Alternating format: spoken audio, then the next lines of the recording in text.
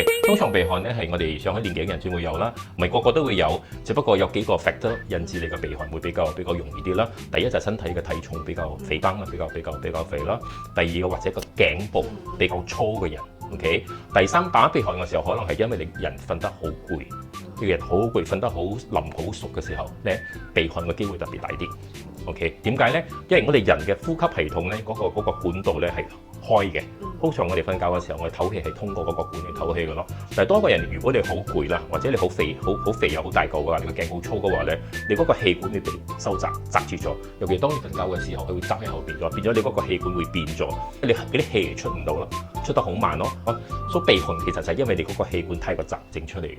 如果要解決以上問題，記得留意我們下一支影片。